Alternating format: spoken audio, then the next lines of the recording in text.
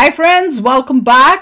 किसान आंदोलन के बीच नितिन गडकरी ने अचानक दिया चौंकाने वाला बयान, सुन सब हो गए हैरान। चलो देखें, वीडियो शुरू करते हैं। वीडियो शुरू करने से पहले अगर आप चैनल पर नए हो और आपने अभी तक सब्सक्राइब नहीं किया तो जल्दी से पहले सब्सक्राइब के बटन और बेल आइकन को क्लिक कर लो ताकि आपको हमारे सारे न्यू वीडियोस के नोटिफिकेशन मिल जाए जैसे हम अपलोड करें। अगर आपको वीडियो पसंद आता है प्लीज लाइक एंड शेयर। चलिए शुरू करते हैं।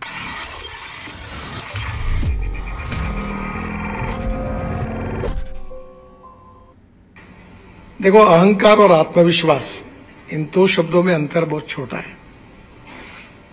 आत्मविश्वास होना चाहिए, पॉजिटिविटी होनी चाहिए, पर अहंकारी नहीं होनी चाहिए। Human relationship is the biggest strength of politics, business and everything.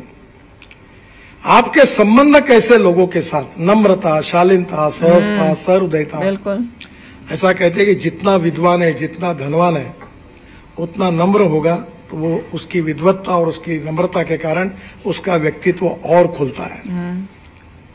तो हम एक अच्छे ह्यूमन बीइंग बने, ये भी इंपॉर्टेंट है।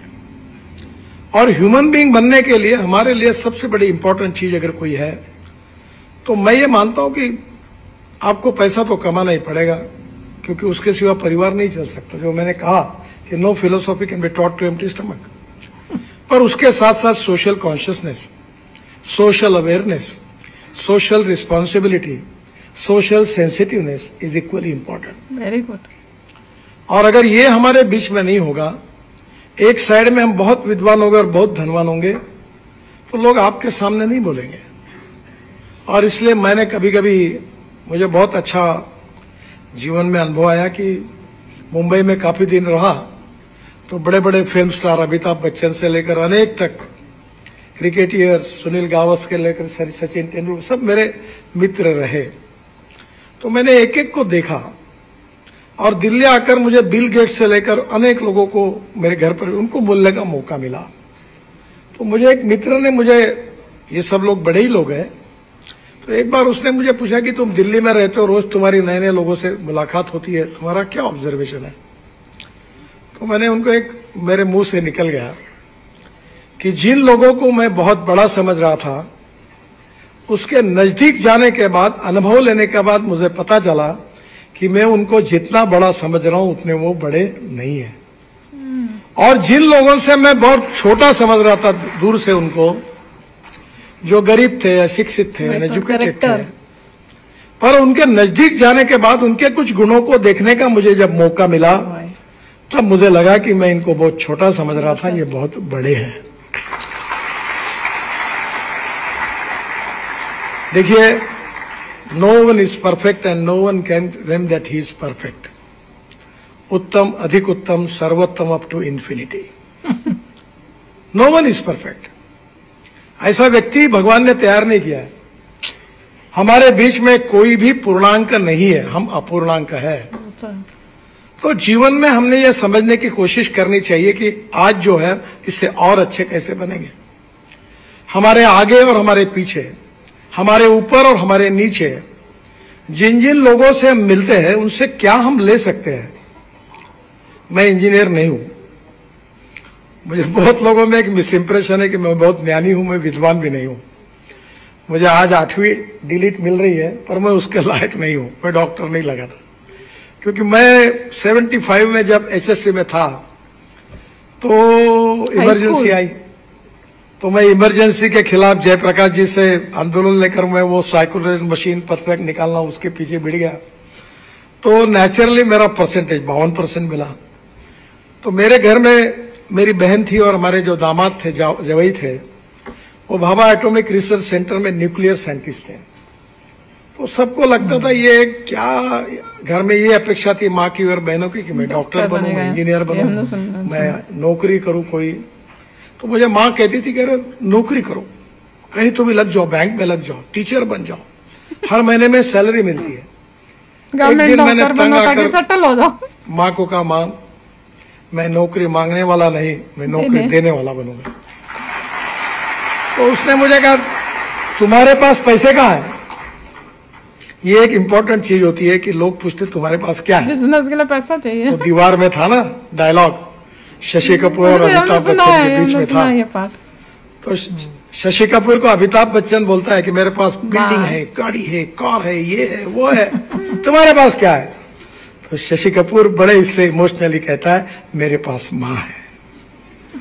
वैसे मैंने उनको माँ को वैसे ही कहा। उस समय दीवार, मैं भी अमिताभ बच्चन को परसों दिन भर साथ थे, तो मैं उनको कह रहा था कि आपका जंजीर की फाइट, मैं उस समय 3rd क्लास में पिक्चर देखता था, यानी उस कैटेगरी में था कि सिनेमा सामने से और नाटक पीछे से। तो मैं बोला, अमिताभ जी, वो जंजीर में प्राण के साथ आपकी फ्लाइट अभी भी भूला नहीं हूँ। और 3rd क्लास में बैठकर सीटियां बजा बजा कर मजा आती थी। 3rd क्लास में, क्लास 3rd में दीवार और जंजीर की बात कर रहा था, हमारा दिन भर शूटिंग था। तो उन्होंने कहा, नितिन जी, मेरी एक फिल्म अच्छी चल जाती है तो लोग 6 महीने याद रखते हैं, और गाने अच्छे होते हैं तो साल भर याद रखते हैं, पर हम मुंबई कर आपको जीवन भर याद रखेंगे, क्योंकि रोज घर से निकलते हैं तो फ्लाईओवर के कारण, वर्ली बांद्रा के कारण, मुंबई पुणे एक्सप्रेस हमारे रोज समय बचता है, नहीं तो हमारी हालत खराब हो जाती थी। तो हम आपको जीवन भर याद रखते हैं, अब हमारी फिल्म में 1 साल ही याद रखते हैं। जब उन्होंने ये कहा तब मुझे लगा मैं तो भूल गया, वो पुरानी बात हो गई। क्योंकि हमारे यहाँ एक बहुत अच्छी बात है, मराठी में एक बहुत बड़े साहित्यिक थे, शिवाजी सावंत। उनकी हिंदी में एक मृत्युंजय करके मराठी में किताब थी, बहुत सुंदर किताब है, बहुत सशक्त लेखक थे। और उसमें उन्होंने एक वाक्य लिखा था, वो महाभारत के इतिहास पर थी, महारथी कर्ण पर था किताब, हिंदी एडिशन है उसकी, बहुत सुंदर किताब है। उसमें उन्होंने एक बात लिखी थी कि विस्मृति ये भगवान ने व्यक्ति को दी हुई सबसे बड़ी देन है। जब मैंने उसको पढ़ा तो मुझे वो बात इतनी जज गई कि मैंने ये तय किया कि अब कोई काम करना है तो उसको भूल जाओ। और मेरी माँ अक्सर कहती थी, अगर किसी के लिए कुछ मदद करना है तो मदद जिस क्षण में करते हो उस समय भूल जाओ, बताओ मत किसी को। वही तो हम भी तो यही मैं तो भूल गया हूं, पर अपना जो कार्य होता है वो लोग याद रखते हैं। आप आर्टिफिशियली कितना भी करो, कितने पोस्टर लगाओ, बैनर लगाओ, कुछ नहीं होता। If you deserve for it you will get it.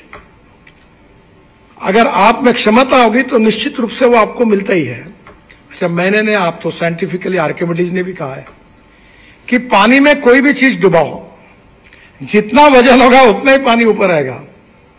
तो तुम अगर जेब में कोई वजन लेके बैठोगे तो शायद वजन थोड़ा ऊपर हो जाएगा, पर नियम यही है कि if you deserve for it you will get it. तो दौड़ो मत किसी के पीछे। Respect should not be demanded, it should be commanded. If you deserve for it you will get it, आपको मिलेगा। बड़ा प्यारा बोल रहे हैं, बहुत अच्छा बता रहे हैं।